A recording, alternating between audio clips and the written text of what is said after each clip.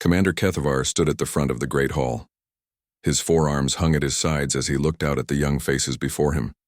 The alien cadets from across the galaxy sat in neat rows. Their eyes were bright with curiosity. They had come to hear war stories. They expected tales of glory and honor. The old Zephyrian warrior's crystalline skin caught the light from above. Deep scars ran across his face and arms. Each mark told a story of battle. Each wound spoke of violence he had seen. The mandibles around his mouth clicked softly as he prepared to speak. "You think you know about humans?" Kethavar began. His voice was rough like grinding stone. "You see them in the halls of peace, you watch them negotiate treaties. You believe they are gentle creatures who prefer words to weapons." A young Altarian cadet shifted in her seat. Her blue tentacles curled with interest. Beside her, a Rigelian nodded his three heads in agreement. They had all grown up in the peaceful years after the war. To them, humans were the galaxy's diplomats and peacekeepers. Kethavar's eyes grew distant. 50 years ago, I commanded the dreadnought Silence of Stars. I was proud of my ship and my crew. We controlled the space lanes around Rigel. No enemy vessel could pass without our permission. The commander paused. He remembered that day as if it had happened yesterday. The memory still made his blood run cold.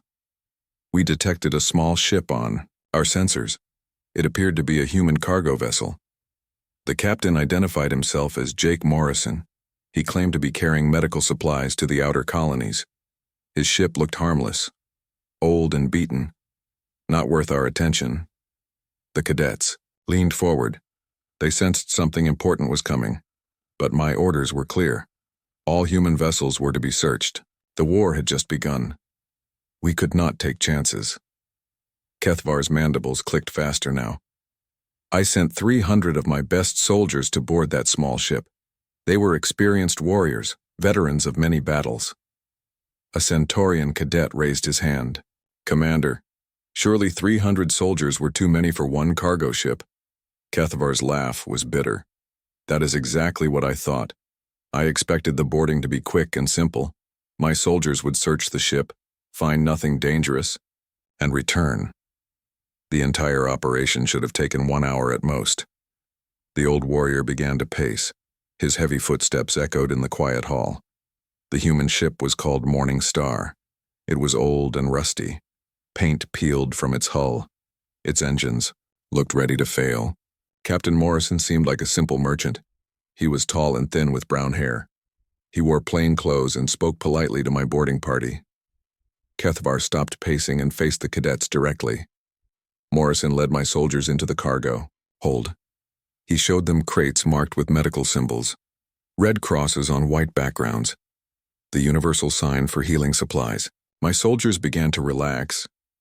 This was just another routine search. The commander's voice dropped to almost a whisper. The cadets had to strain to hear him. That was when everything changed. Morrison gave a signal, a simple nod of his head, and hell broke loose inside that cargo ship. The young aliens sat in complete silence now. Even their breathing seemed too loud. The medical crates exploded open. Inside were weapons, human weapons, but not the kind we expected.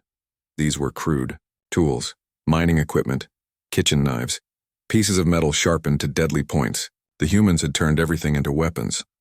Kethavar's scars seemed to glow in the light as he continued. There were only 12 humans on that ship, 12 against 300.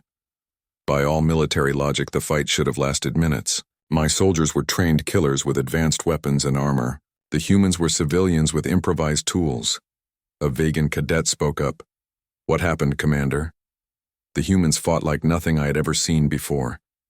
Morrison himself killed 6 of my soldiers with a simple metal bar. He moved like liquid death. Every strike found its target. Every movement had purpose. The commander's voice grew stronger as the memories flooded back. But Morrison was not the worst of them. The ship's engineer was a woman named Lisa Brooks. She was small and quiet. She looked harmless. My soldiers ignored her as they focused on the obvious threats. Kethavar's 4 hands clenched into fists. Brooks had spent the entire conversation with my boarding party preparing a trap. While Morrison distracted them with talk of medical supplies, she was wiring explosives throughout the ship. Not sophisticated bombs, simple charges made from engine fuel and spare parts. The cadets exchanged worried glances. This was not the kind of war story they had expected. Brooks announced to everyone in the cargo hold that she had turned the entire ship into a bomb. She held a simple device in her hand, a dead man's switch. If she released it, the ship would explode. She would kill herself, her crew, and all of my soldiers. A young Procyon raised his arm. But surely she was bluffing, Commander. No rational being would destroy themselves. Kethvar's laugh was harsh and cold. That was my first lesson about humans at war. They do not think like us. Brooks was not bluffing. She was completely prepared to die. More than that, she was eager to take as many of my soldiers with her as possible.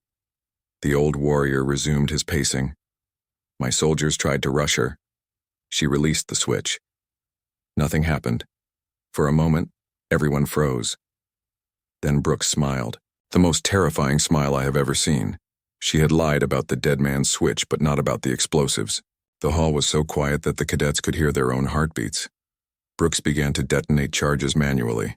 Small explosions throughout the ship, not enough to destroy everything at once, just enough to trap my soldiers in different sections, to separate them from each other, to make them easy targets for the other humans. Kethvar stopped and looked directly at the young faces before him. What followed was 6 hours of pure nightmare. 12 humans held off 300 of my best soldiers. They used tactics we had never seen. They knew every inch of their ship, every vent, every passage, every hiding place. The commander's voice grew quieter again. Morrison had a crew member named Pete Collins, a young man who served as the ship's mechanic. Collins spent the entire battle crawling through air ducts and maintenance shafts. He would appear behind my soldiers like a ghost, strike once with a wrench or pipe, then disappear before they could react. Several cadets shifted uncomfortably in their seats. Another crew member was Maria Santos. She was the ship's cook. Just a cook. But she knew chemistry from preparing meals. Santos turned cleaning supplies into acid weapons. She blinded my soldiers with soap and bleach. Simple household items became instruments of war. Kethvar's mandibles clicked rapidly now. The humans communicated without words. They seemed to read each other's minds. When one was wounded, others appeared instantly to help. When ammunition ran low, they shared without being asked. They moved like parts of a single organism. A Tau Cetian cadet asked, "How did it end, Commander?" The old warrior's shoulders sagged. Brooks finally detonated the main charges. She had been waiting for my soldiers to group together near the engine room. When enough of them gathered in one place, she triggered the explosion. The blast killed 60 of my best warriors instantly. The cadets gasped in unison. The surviving humans fought to the very end. Morrison was the last one alive. He had been shot 12 times. Any other species would have died from the first wound. But he kept fighting, with his bare hands when his weapons broke, with his teeth when his hands failed. Kethvar stopped speaking for a long moment. The memories were still painful after 50 years. When we finally secured the ship, I found Morrison's personal belongings, letters from his family, pictures of his children. A simple wooden cross that belonged to his mother. These were not monsters we had fought. They were ordinary people defending something precious to them. The commander looked around the hall at the young faces staring back at him. That was my first encounter with humans at war. It would not be my last, but it taught me the most important lesson of the entire conflict. Humans are not dangerous because they are cruel. They are dangerous because they can love something more than their own lives. The hall remained silent for several minutes after Kethvar finished speaking. Finally, a brave young cadet asked the question they were all thinking. "Commander, what happened next?" The old warrior's scarred face showed the hint of a smile. "Next, young one, we learned that the Morning Star was not an isolated incident. It was just the beginning of humanity's war." The young cadets sat forward in their seats. They wanted to hear more about the humans. Commander Kethvar could see the fear and curiosity mixed in their alien faces.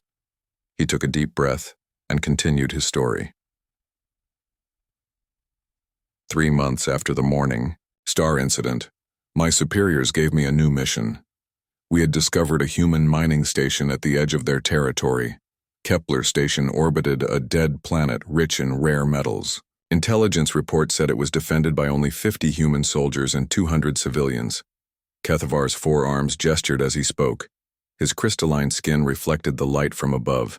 My fleet consisted of 40 warships. We had over 20,000 soldiers ready for battle. The humans had nowhere to run. No reinforcements could reach them in time. High Command expected the station to surrender within hours. A Rigelian cadet raised one of his 3 heads. That seems like overwhelming force, Commander. Surely the humans saw they had no chance. The old warrior's mandibles clicked with dark amusement. That is what we thought. We approached the station broadcasting surrender demands. The human commander was Colonel Ryan Walsh, a career military officer with gray hair and calm eyes. He looked at our fleet through the communication screen and gave us his answer. Kethavar paused for effect. The cadets waited breathlessly. Walsh said simply, "We decline your generous offer." Then he cut the transmission. That was it. No negotiation. No plea for mercy. No fear in his voice. Just a polite refusal to surrender. The commander began pacing again. His heavy footsteps echoed in the hall.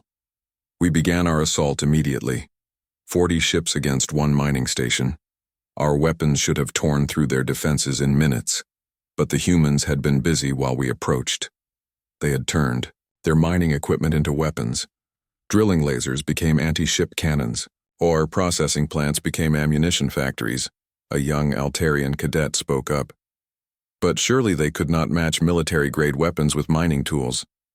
Kethavar's laugh was bitter. You still do not understand humans. They do not see limitations where other species see impossibilities.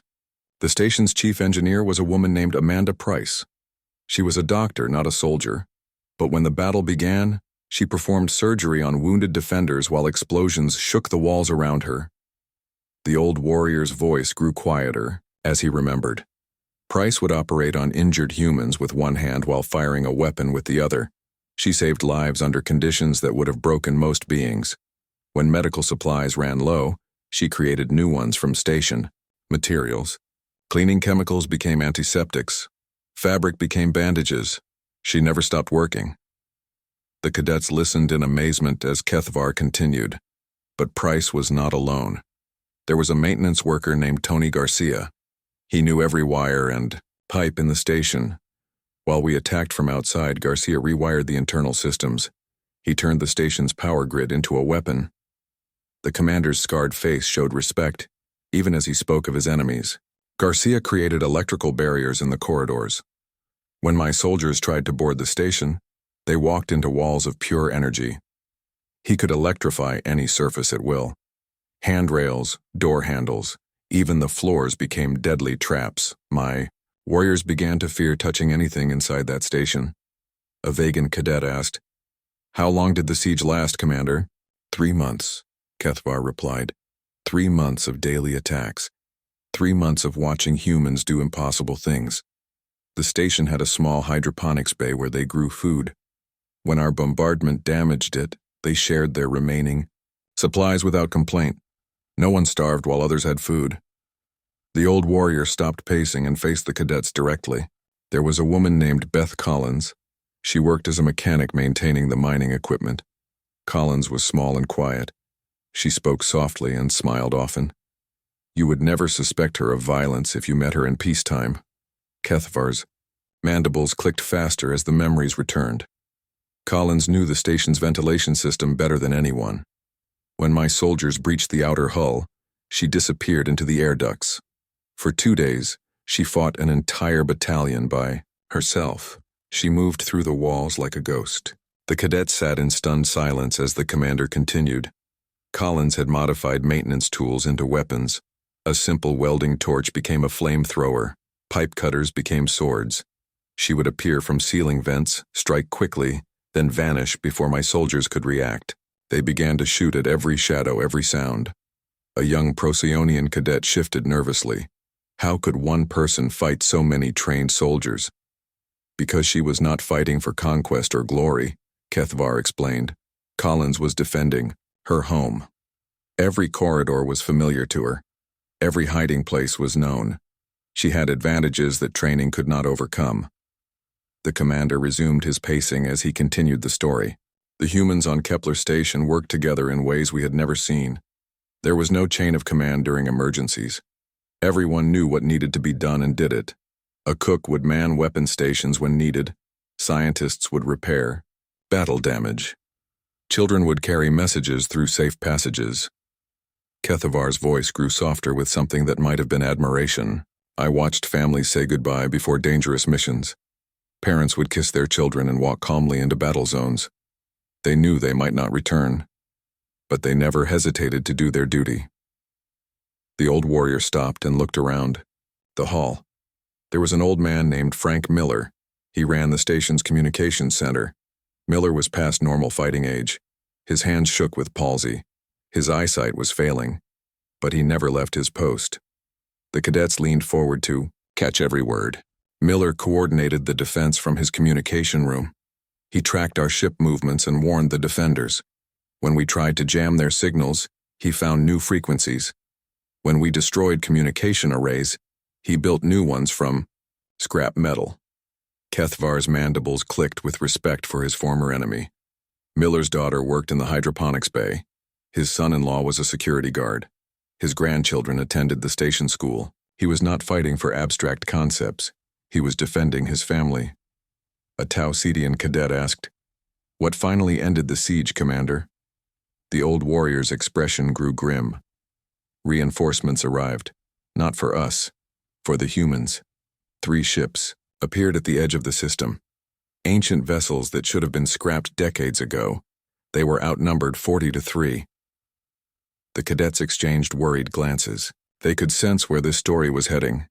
The human ships did not try to match our firepower. Instead, they used tactics we could not predict. One ship rammed directly into our formation. The captain sacrificed his vessel to create confusion. The other 2 ships used the chaos to rescue civilians from the station. Kethavar's voice filled with grudging admiration. The rescue ships were commanded by Captain Helen Davis and Captain Robert Kim. They flew their vessels into situations that should have been suicide missions. Their crews followed orders that meant certain death. But they saved over half the civilians on Kepler Station. The commander paused as he remembered the final moments of the siege. Colonel Walsh transmitted one last message before the station fell. He thanked his people for their service. He told them they had nothing to be ashamed of. Then he personally overloaded the station's reactor core. The cadets gasped in unison. Walsh destroyed Kepler Station rather than let it fall into our hands. He and the remaining defenders died in the explosion. But they had held us off for 3 months. 3 months that allowed human reinforcements to fortify other positions. Kethavar looked around the silent hall. We captured an empty station and called it victory. But we had learned something important about humans. They do not fight just to win. They fight to protect what they love, and they will sacrifice everything for that protection. A young cadet asked quietly, "What happened to the people who escaped?" "Commander?" The old warrior's scarred face showed the hint of a smile. "They joined other human forces. They shared what they had learned about fighting us. They became teachers and trainers. Every battle made humanity stronger and more dangerous." Kethavar stopped speaking and let the silence fill the hall. The young aliens sat quietly, processing what they had heard. The siege of Kepler Station taught us that humans become more formidable when cornered. They do not break under pressure. They adapt and grow stronger. This was only our second major engagement with them. We still had much to learn about human warfare. The commander looked directly at his audience. But the worst was yet to come. Commander Kethavar stood silent for a moment. The young cadets waited nervously for him to continue. They could see the old warrior was struggling with difficult memories. His crystalline skin seemed to dim as he prepared to speak about the darkest part of the war. After Kepler Station, we thought we understood human tactics. We expected them to fight with courage and determination. We prepared for their willingness to sacrifice themselves. But we were not ready for what came next. The old Zephyrian's forearms trembled slightly as he continued. The humans began to study us. Not just our military capabilities, but our minds, our fears, our deepest psychological weaknesses. They turned war into a form of art that we could barely comprehend. A young Altarian cadet raised her blue tentacles. "What do you mean, Commander?" Kethvar's mandibles clicked slowly as he chose his words carefully. There was a human captain named Nick Carter. He commanded a stealth ship called Ghost Runner. Carter and his crew became legends among our forces, not because of their firepower, but because of their ability to appear anywhere without warning. The commander began his familiar pacing across the front of the hall. Carter's ship would strike our supply convoys in deep space, places where no human vessel should have been able to reach. His attacks were surgical and precise. He would destroy exactly what we needed most and leave the rest untouched. The cadets listened intently as Kethvar described their enemy. But Carter did not just attack our supplies. He attacked our minds. After each raid, he would leave behind messages written in perfect Zephyrian language. These messages described in detail how my soldiers would die in their next battle. A Rigelian cadet shifted uncomfortably in his seat. "Surely your soldiers did not believe such propaganda, Commander." The old warrior's laugh was hollow and bitter. The messages were not empty threats. Carter somehow knew our battle plans before we implemented them. His predictions came true with terrifying accuracy. Soldiers who were named in his messages died exactly as he described. This created a fear that spread through our entire fleet. Kethvar stopped pacing and faced his audience directly. Carter had a communications expert on his crew named Maya Johnson. She was a small woman with dark hair and quiet eyes. Johnson spent months studying our captured personnel. She learned not just our language, but our culture, our beliefs, our superstitions. The commander's voice dropped to almost a whisper. Johnson would broadcast messages on our emergency frequencies. She would speak in the ancient dialects of our homeworld, languages that few humans should have known. She told stories that made our bravest warriors wake up screaming from nightmares. The young aliens in the audience began to look uncomfortable. This was not the kind of warfare they had learned about in their military academies. There was a human sergeant named Kate Anderson who specialized in what they called psychological operations. Anderson studied every piece of Zephyrian literature and history she could find. She learned about our ancient fears and cultural taboos. Kethvar's scarred face showed visible distress as he continued. Anderson would leave behind evidence of human presence designed to maximize our psychological trauma. She knew that Zephyrians fear the number 13, so she would arrange exactly 13 objects at battle sites. She knew we believe certain geometric patterns bring bad luck, so she would draw these patterns with the blood of fallen soldiers. A vegan cadet asked nervously, "But surely these were just superstitions, Commander?" The old warrior's mandibles clicked rapidly with agitation. Superstitions become real when they affect how soldiers think and fight. Anderson's psychological warfare broke down the morale of entire battalions. Soldiers refused to enter buildings where she had left her marks. They would rather face court-martial than encounter her symbols. Kethvar resumed his pacing with heavy, deliberate steps. But perhaps the most terrifying human was Lieutenant Commander Alex Torres. He spent over a year infiltrating our communication networks. Torres learned to think like a Zephyrian. He understood our military hierarchy and chain of command better than some of our own officers. The commander paused to let this information sink in. Torres would intercept our orders and modify them slightly, just small changes that seemed reasonable. A supply convoy redirected to a slightly different route. A patrol scheduled 15 minutes earlier than planned. These minor alterations led our forces into perfectly prepared ambushes. The cadets exchanged worried glances as they began to understand the implications. Torres caused more military disasters than any human weapon. He turned our own command structure against us. We began to doubt every order we received. Paranoia spread through our ranks like a disease. A Tau Cetian cadet raised his arm. "How did you finally stop him, Commander?" Kethvar's expression grew even grimmer. "We never did. Torres was captured during a raid on one of our communication stations, but even as a prisoner, he continued to wage psychological warfare against us." The old warrior's voice filled with grudging respect for his former enemy. Torres spent his captivity studying his guards and interrogators. He learned their personal fears and weaknesses. Within weeks, he had turned several of our own soldiers into unwilling allies who helped him gather intelligence. The commander stopped pacing and stood very still. Torres orchestrated a prison break that freed 200 human captives. But that was not the worst part. During his escape, he destroyed our primary military intelligence facility. Years of strategic planning were lost in a single night. The cadets sat in stunned silence as they processed this information. There was another human prisoner who demonstrated their psychological warfare capabilities. Marine Corporal Danny Cruz had been captured while defending a civilian settlement. He fought alone against 50 of our soldiers before he was finally overwhelmed. Kethvar's scarred hands clenched into fists as he remembered. Cruz should have been broken by his capture.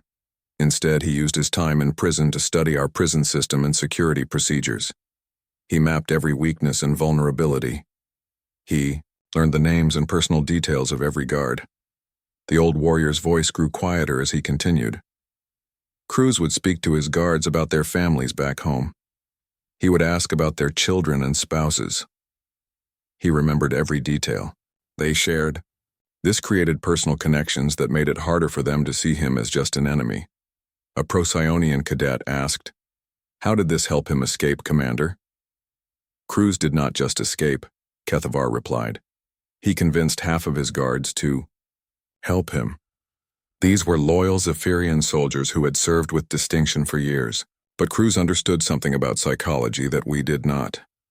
The commander's mandibles clicked with reluctant admiration. Humans can make anyone care about them if they choose to. Cruz made his guards see him as a person rather than a prisoner. When the time came for his escape, several guards simply looked the other way. They could not bring themselves to stop someone they had come to consider a friend. The old warrior began pacing again as he neared the end of this part of his story. The psychological warfare used by humans was unlike anything we had encountered. They did not just attack our bodies or our equipment. They attacked our ability to trust our own minds. They made us doubt our orders, our leaders, and eventually ourselves. Kethavar stopped and looked around the hall at the young faces staring back at him. Traditional military training teaches soldiers to overcome physical fear, but humans taught us a new kind of fear. The fear that our enemies might know us better than we know ourselves. The fear that our own thoughts and memories could be turned into weapons against us. A young cadet asked quietly, "How did your forces cope with this psychological pressure, Commander?" The old warrior's expression grew distant as he remembered those dark days. Many soldiers requested transfers to other sectors.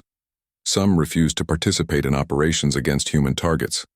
A few suffered complete mental breakdowns and had to be hospitalized. The humans had found a way to defeat us without firing a shot. Kethvar looked directly at his audience. This was when we began to understand that humans were not just physically dangerous. They were intellectually and psychologically superior to us in ways we had never imagined. They could wage war on levels we did not even know existed. The commander's voice grew harder as he prepared to conclude this section, but even psychological warfare was not the extent of human capabilities. The worst was still to come in the final battle that would end the war and change the galaxy forever. The hall remained silent as the young cadets absorbed what they had heard. The humans they thought they knew were becoming more terrifying with each story. Commander Kethvar's crystalline skin seemed to grow darker as he prepared to tell the most difficult part of his story. The young cadets sensed that something terrible was coming.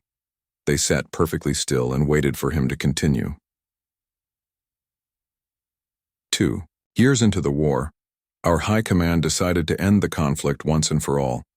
They assembled the greatest fleet in Zephyrian history. Over 300 warships gathered at the edge of human space.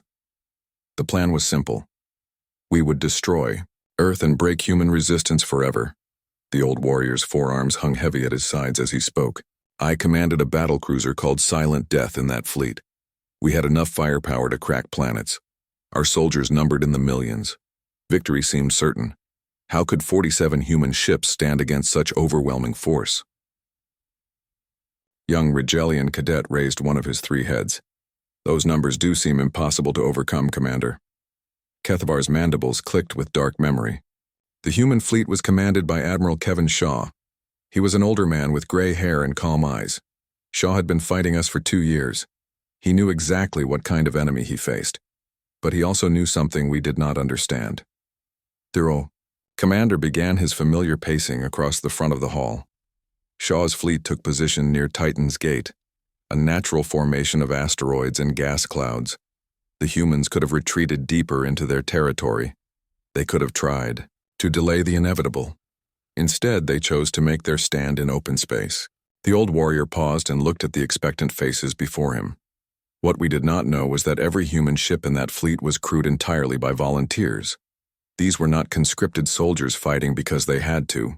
These were people who had chosen to be there, who wanted to defend their homeworld even if it meant certain death.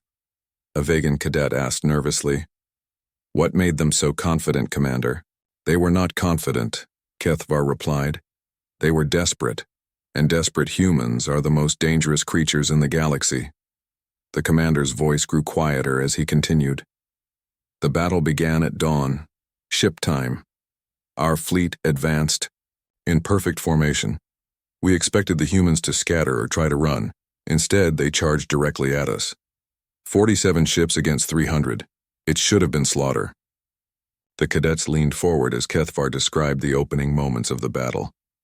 Admiral Shaw's communications officer was a woman named Rachel Turner.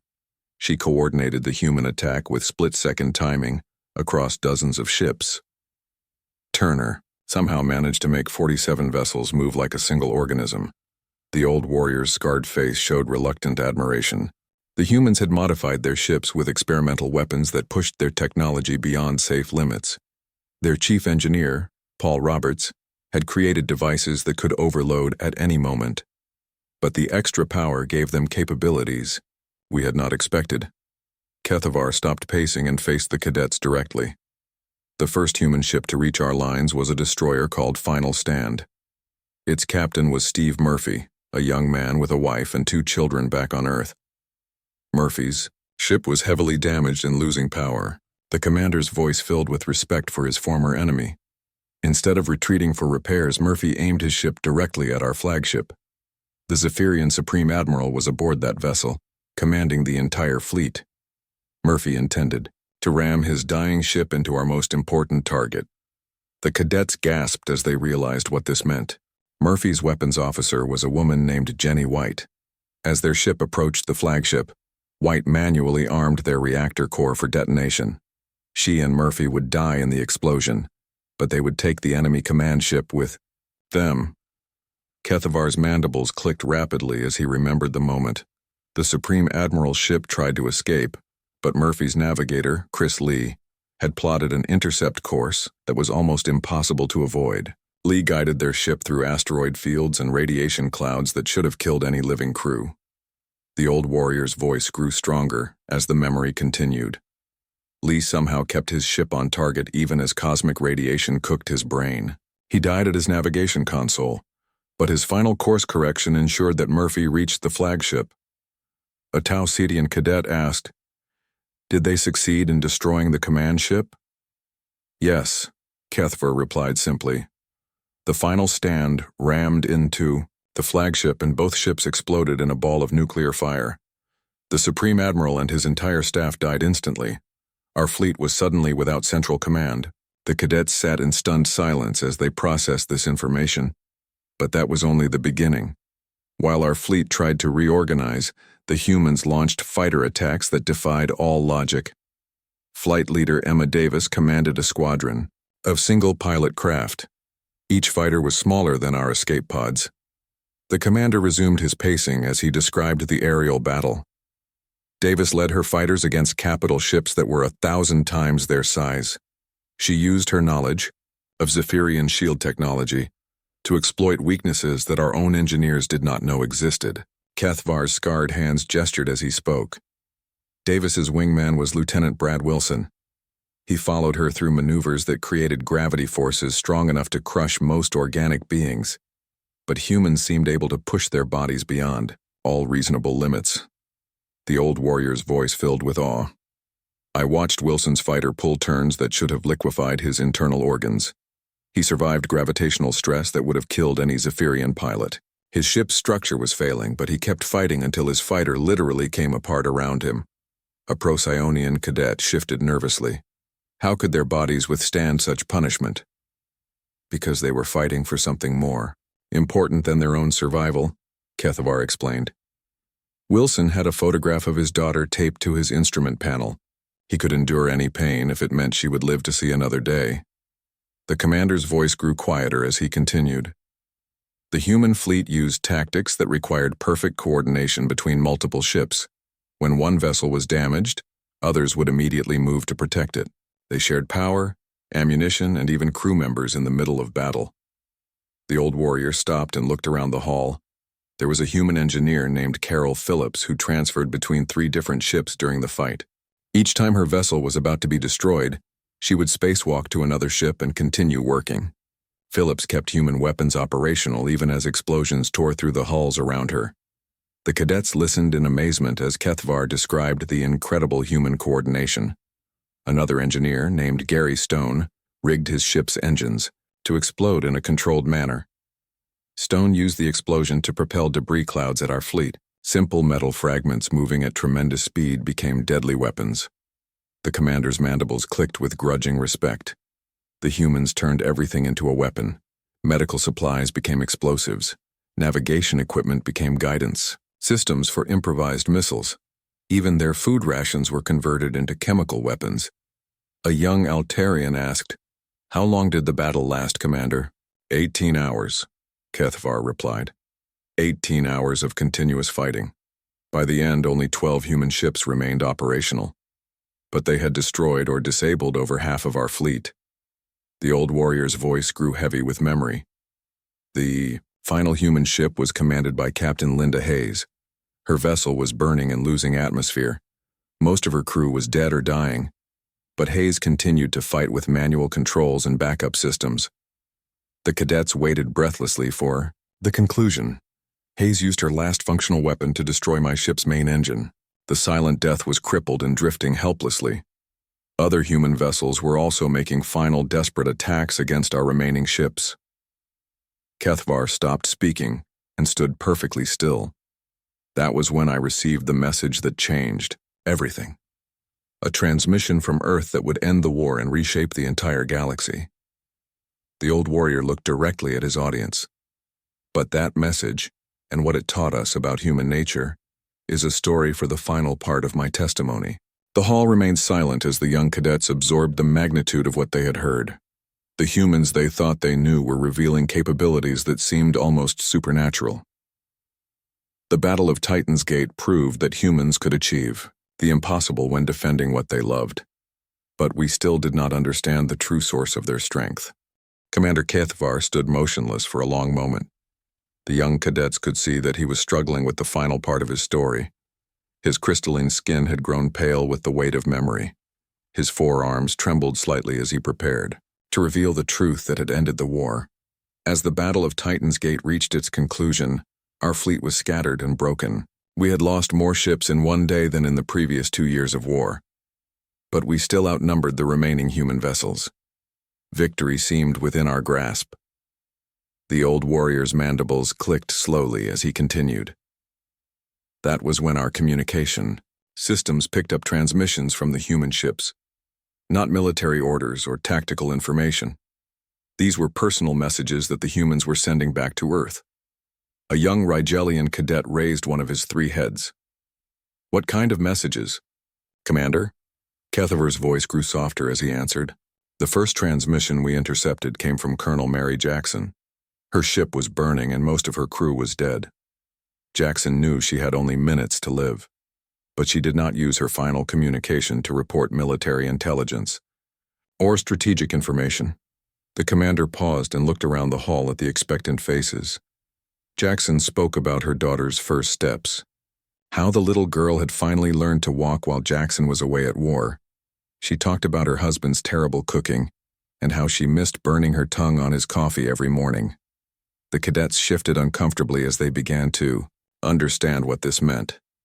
Jackson described the garden she and her husband had planted before she left for the war. She hoped the flowers would bloom in spring and that her daughter would learn to love gardening the way she did. Kethvar's scarred face showed an expression the cadets had never seen before, something that might have been wonder or fear. Jackson died while transmitting that message. Her ship exploded while she was telling her family that she loved them. Her final words were not about victory or defeat. They were about home. The old warrior began pacing slowly across the front of the hall. More transmissions followed. Pilot Officer Sam Davis had been shot down over one of our ships. His fighter was crippled and he was trapped in the wreckage. Davis used his emergency beacon to send one last message to his family. The commander's voice grew quieter still. Davis did not call for rescue. He did not try to report tactical information. He spent his final minutes telling his wife about the sunset he could see through his broken cockpit window. He said it reminded him of their wedding day. A Vegan cadet asked softly, "What happened to him, Commander?" "Davis died when his life support failed," Kethvar replied. "But he died talking about beauty and love rather than war and death." The old warrior stopped pacing and faced his audience directly. These transmissions were being broadcast on emergency frequencies. Every ship in both fleets could hear them. Our soldiers listened to humans dying while speaking of the things they cherished most. The cadets sat in stunned silence as the implications became clear. There was a human medic named Angela Foster who was working in a field hospital aboard one of their damaged ships. Foster was treating wounded soldiers from both sides. Human and Zephyrian casualties received equal care from her hands. Kethvar's mandibles clicked with something that sounded like respect. Foster transmitted a request for medical supplies, but not just for her own people. She asked Earth to send medicine for Zephyrian prisoners who were suffering from injuries. Foster was trying to save the lives of her enemies while her own ship was falling apart around her. The commander resumed his slow pacing as he continued. The most important transmission came from Captain Roger Blake. His ship had been one of the first to engage our fleet. Blake was dying from radiation poisoning, but he managed to record a message for his son back on Earth. The old warrior's voice filled with emotion as he remembered. Blake told his son about the stars he could see from his command deck. He described how beautiful they looked against the darkness of space. He said that even in the middle of war, the universe was still full of wonder and hope. A Tau Cetian cadet wiped tears from his eyes. "What did these messages mean to your forces, Commander?" Kethvar stopped pacing and stood very still. They meant everything. For 2 years, we had been fighting what we thought were monsters, creatures who killed without mercy and fought without honor. But these transmissions showed us the truth about human nature. The commander's scarred hands clenched into fists as he spoke. We realized that humans were not fighting for conquest or glory. They were not trying to expand their territory or increase their power. They were defending the things they loved most in the universe. The old warrior's voice grew, stronger as he continued. Every human soldier we had killed was someone's child. Every ship we destroyed carried people who had families waiting for them at home. Every battle we fought was against beings who valued love more than life itself. The cadets listened in rapt attention as Kethvar revealed the final truth. Our High Command intercepted a transmission from Admiral Shaw himself. Shaw was aboard his flagship as it burned around him. Most of his crew was dead. His ship was about to explode. But Shaw used his final moments to send a message to his wife. The commander's mandibles clicked rapidly with remembered emotion. Shaw told his wife that he was sorry he would miss their anniversary dinner. He reminded her to water the roses in their garden. He said that defending Earth had been the greatest honor of his life because it meant protecting her and everything they had built together. A young Altarian cadet asked, "How did your leaders respond to these transmissions?" "They ordered an immediate ceasefire," Kethvar replied. The Zephyrian High Command realized that we were not fighting a military force. We were fighting an entire species that had chosen to transform love into the ultimate weapon. The old warrior's voice grew quieter as he neared the end of his story. Peace negotiations began within hours of the last transmission. Our leaders understood that any species capable of such devotion could never be truly defeated. You cannot conquer people who fight with their hearts rather than just their weapons. The commander looked around the hall at the young faces staring back at him. The war ended not because we lacked the firepower to continue, but because we finally understood what we were fighting against. Humans had shown us that the strongest force in the universe is not weapons or technology, it is the willingness to sacrifice everything for the people you love. A Procyon cadet raised his arm. What happened after the war ended, Commander?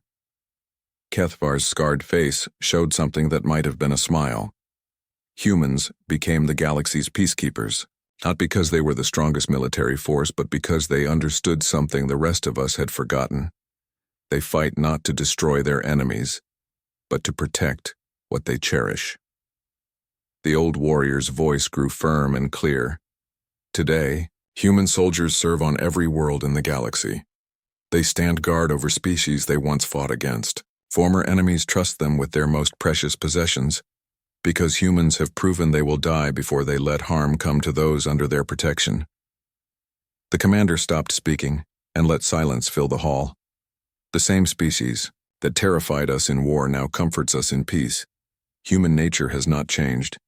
They are still capable of the same ferocity and determination that made them so formidable in battle. But they have chosen to use that strength to build rather than destroy. Kethvar looked directly at each young cadet in turn. Remember this lesson well. Humans are not dangerous because they are cruel or violent. They are dangerous because they can love something more than their own existence. That love makes them capable of miracles that defy all logic and reason. The old warrior's final words echoed in the quiet hall. When humanity commits to protecting something, they do so with the same total dedication they showed in war. They have become our guardians not in spite of their terrifying nature, but because of it. The galaxy is safer today because humans choose to fight for peace with the same passion they once fought for survival. The young aliens sat in profound silence, forever changed by what they had learned about their human protectors.